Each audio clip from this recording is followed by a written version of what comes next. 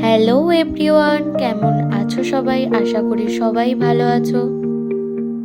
আজ সানডে, ছুটির দিন। ছুটির দিনে বাড়িতে বসে থাকতে কার ভালো লাগে?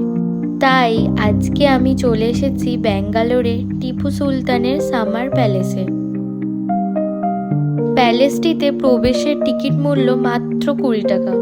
কিন্তু হ্যাঁ, টিকিট সংগ্রহ করার জন্য এখানে একমাত্র অপশন হলো অনলাইন পেমেন্ট।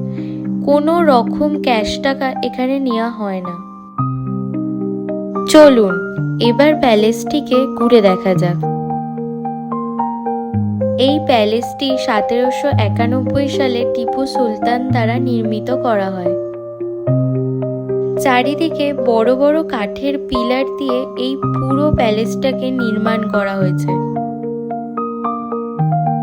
সুলতান আমলে টিপু সুলতান গরমের সময় প্রতি বছর এই প্যালেসটিতে এসে সময় কাটাতেন।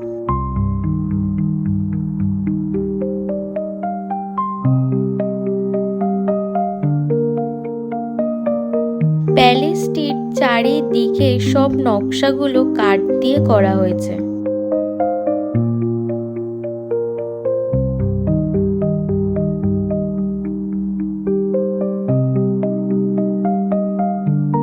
সেই সময় দেওয়ালের এই ছোট ছোট জায়গাগুলিতে রাত্রিবেলা প্রদীপ জ্বালিয়ে রাখা হতো।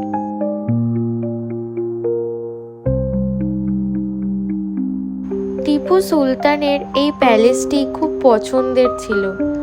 তিনি এই প্যালেসটির নাম রাকসে-ই-জান্নাত রেখেছিলেন, যার বাংলা মানে খুশির জায়গা।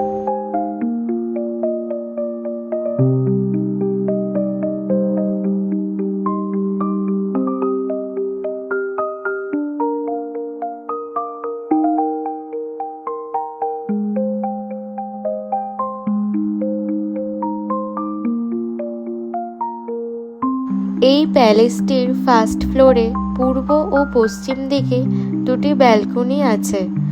এই ব্যালকনিগুলোতে বসেই সুলতান তার দরবার চালাতেন।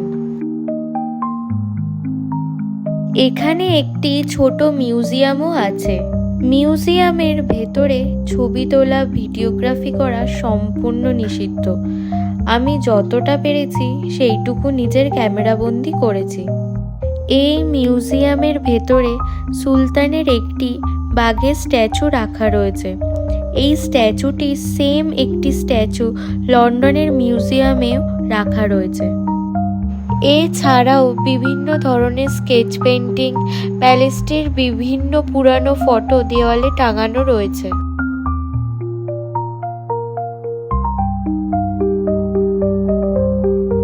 সত্যি বলতে আমার এই রকম ঐতিহাসিক জায়গাগুলোতে আসতে বেশ ভালো লাগে। আপনারাও যদি এখানে আসেন তাহলে আপনাদের ভালোই লাগবে।